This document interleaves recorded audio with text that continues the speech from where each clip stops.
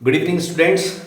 ये पार्टनरशिप का last video है, साझेदारी का सबसे अंतिम और सबसे महत्वपूर्ण वीडियो है।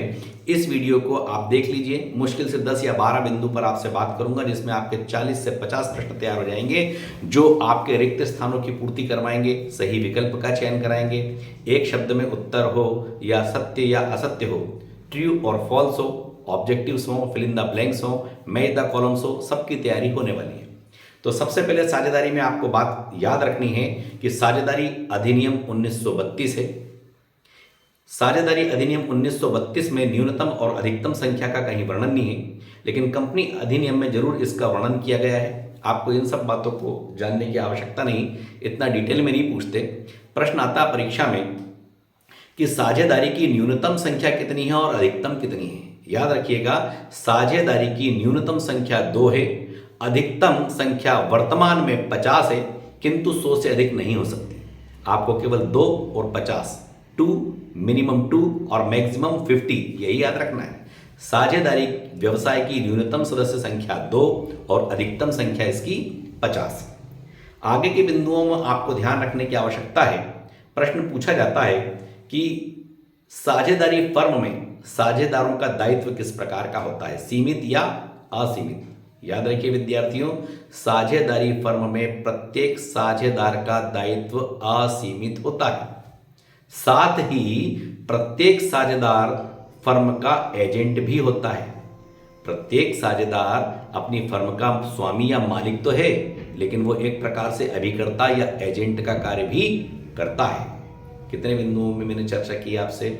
साझेदारी अधिनियम 1932 होता है, इसकी न्यूनतम सदस्य संख्या 2 और अधिकतम संख्या 50 होती है। प्रत्येक साझेदार फर्म का एजेंट होता है।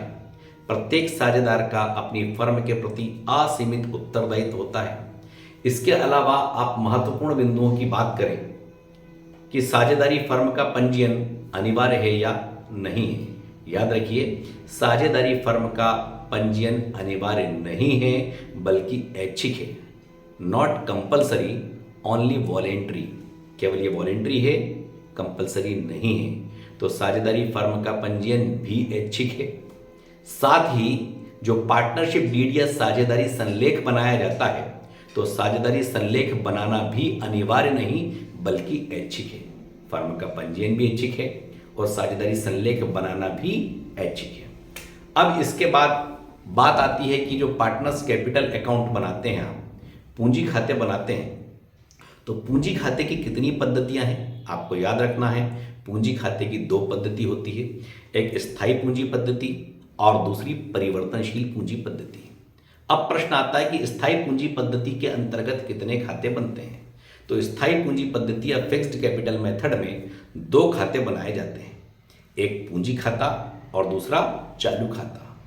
First capital account and next current account, 2 याद रखिएगा। तो स्थायी पूंजी में चालू खाता भी बनता है और पूंजी खाता बनता है। दूसरा होता परिवर्तनशील पूंजी खाता, फ्लक्चुएटिंग कैपिटल मेथड। इसमें केवल एक ही खाता बनता है, पूंजी खाता। और परिवर्तनशील पूंजी खाते से आशय होता है कि ऐसा पूंजी खाता जिसमें पूंजी में वृद्धि या कमी होती है। जो कैपिटल है वो इंक्रीज भी हो सकती है और डिक्रीज भी हो सकती है।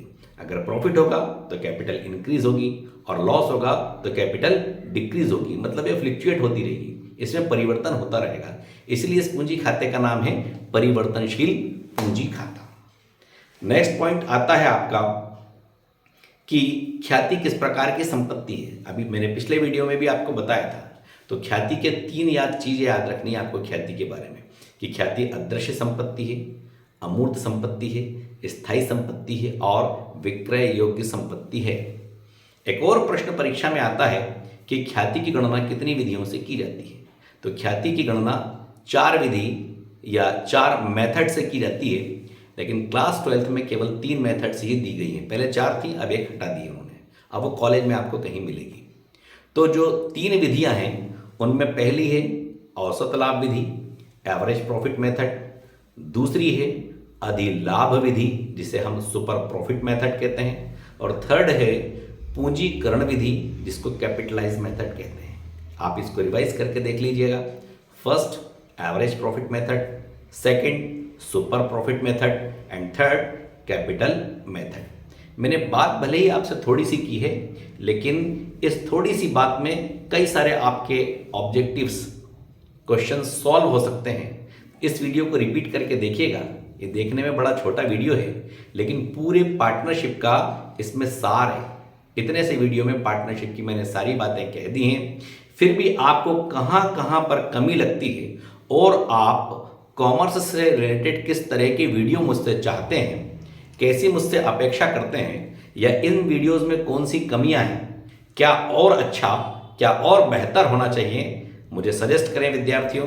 क्योंकि मैं भी अपने आप को केवल टीचर ही नहीं, विद्यार्थी मानता हूं। क्योंकि जीवन पर्यंत हर व्यक्ति को कुछ ना कुछ सीखना है। जब तक वो जीवित है तब तक वो स्टूडेंट है।